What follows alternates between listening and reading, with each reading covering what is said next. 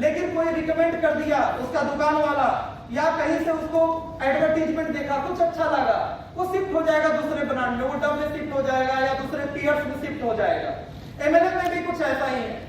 जो लोग आज आपके डॉक्टर्स हैं, आपके प्रोडक्ट यूज कर रहे हैं, ठीक है, हमारी क्वालिटी बेहतर है, चीजें हैं, लेकिन अगर उनको भी आपसे बढ़िया तरीके से किसी ने पूछ किया, वो आपकी ट्रेनिंग पे नहीं आते, आपकी यूएसपी नहीं जानते, अब उन्होंने 10-12 पीस आपका यकृजीत का लिया हुआ है, बहुत सारी कंपनी का बेच रहे हैं, आपका यकृजीत बेच रहे हैं, बीच में कोई आएगा उड़ा के ले जाएगा, अपने ब्रांड का प्रिस्क्राइब कराने लगेगा।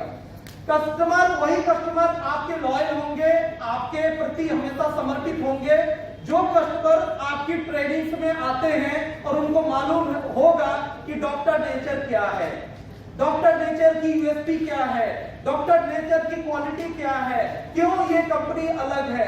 तो अगर जो आपका स्ट्रॉन्ग कस्टमर बेस है, जो रेगुलरली प्रमोट नहीं कर रहे हैं, रिक्रूट नहीं कर रहे हैं, लेकिन केवल प्रोडक्ट को रेगुलरली प्रिस्क्राइब कर रहे हैं, तो आप सभी लोगों से रिक्वेस्ट है कि उनको सेमिनार में भले मत लाइए, लेकिन प्रोडक्ट ट्रेनिंग से जरूर जोड़िए, ऑनलाइन ही सही, जूम मीटिंग में ही सही। जितने भी कस्टमर्स हैं, अगर जिनकी आईडी आपने लगा दी है, अगर प्रोडक्ट ट्रेनिंग से आपने जोड़ दिया, यकीन मानिए दुनिया की कोई ताकत उनको दूसरे ब्रांड का प्रोडक्ट नहीं लिखवा सकती।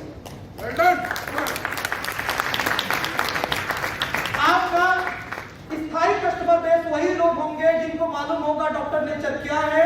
जब वो तिवारी सर को सुनेंगे, डॉक्टर पंकज सर को सुनेंगे, चीजों को वो कंपैरिजन देखेंगे, आपके एमएलएम से चिढ़े नहीं आते, मोटिवेशन की बातें नहीं पसंद है, चलेगा, प्रोडक्ट ट्रेनिंग से जुड़िए। और जितने भी सेल करने वाले लोग हैं, उनको प्रोडक्ट ट्रेनिंग उनका सबसे फेवरेट टॉपिक होता है, और उनको टाइम नहीं है।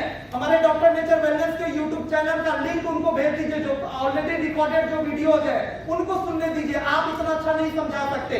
जब पंकज सर का, तिवारी सर का, रीता मैडम का रिकॉर्डिंग सेशन वो सुनेंगे, वहां से जो उनको ट्रस्ट जो बिल्ड होगा, वो हमेशा आपको जोड़ कर रखें। अब देखिए, अब हमें फोकस किस पे करना है, कस्टमर पे करें या डिस्ट्रीब्यूटर पे करें। अगर आप इस बिजनेस में बिल्कुल नए हैं, देखिए जो पहले से लोग हैं, पहले से जिनके पास टीमें हैं, वो सीधा सीधा डिस्ट्रीब्यूटर पे फोकस करेंगे, चलेगा, वो रिटेल नहीं करेंगे, चलेगा। अब मुझे कोई कहे कि आप रिटेल करिए, आपको 50,000 1 लाख का रिटेल करना है, ठीक है, मैं कर दूंगा। एक समय मैंने 3-3 लाख का ट्रेडिशनल में रिटेल किया हुआ, मैं कर दूंगा, कोई दिक्कत नहीं। लेकिन आज अगर मैं वो सेल करने में लगूंगा, तो बाकी लोगों को जो सपोर्ट चाहिए वो नहीं हो पाएगा। तो जिनकी ऑलरेडी स्ट्रक्चर बिल्ड है, जो ऑलरेडी जिनके पास टीमें हैं, वो ठीक है, वो रिटेलिंग वगैरह ना करके वो टीम पे फोकस करें। लेकिन जो बिल्कुल नए लोग हैं, फ्रेशर्स हैं, अभी नया स्टार्ट कर रहे हैं, थोड़ा बहुत ही एमएलएम किया हुआ है, ऐसे लोगों के लिए दोनों पे ध्यान देना है, कस्टमर और डिस्ट्रीब्यूटर। आपको दोनों में सामंजस्य बैठाना पड़ेगा, आपके टाइम को यूटिलाइज करना है। कस्टमर मिले तो कस्टमर, डिस्ट्रीब्यूटर प्लान देना है तो प्लान देंगे, कैन करना है तो कैन करेंगे, कैनोपी लगाना है तो कैनोपी लगाएंगे, जो करना है, बस हमको आगे बढ़ना है। क्योंकि इन्हीं में से कोई न कोई मिलेगा जो आपको डायमंड तक लेकर जाएगा और आपका वो फ्यूचर डायमंड बनेगा। तो हमको दोनों को लेकर चलना, हमारे लिए दोनों इंपॉर्टेंट है।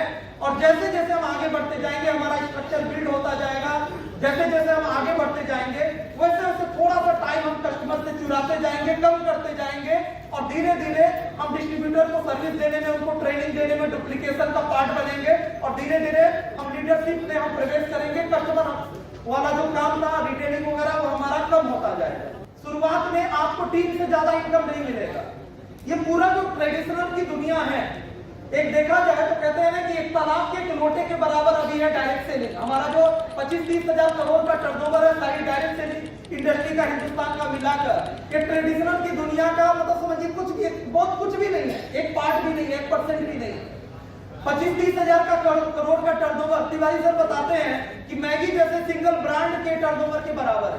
सारी कंपनियों के सारे ब्रांड का टर्नओवर, नेस्ले के 2-4 प्रोडक्ट को मिला दिया जाए तो उतना टर्नओवर, तो एक एफएमसीजी या मतलब एक कंपनी का मतलब एक 2-4 ब्रांड मिला दिया जाए तो उतना टर्नओवर वो लोग उठा रहे हैं, कुछ भी नहीं है। लेकिन इस पूरे ट्रेडिशनल की दुनिया में क्या हो रहा है, ट्रेडिशनल में कई टीम वर्क और इस तरह की बातें होती है क्या, जोड़ने की बात होती है क्या, टीम मैनेजमेंट की बात होती है क्या, नहीं।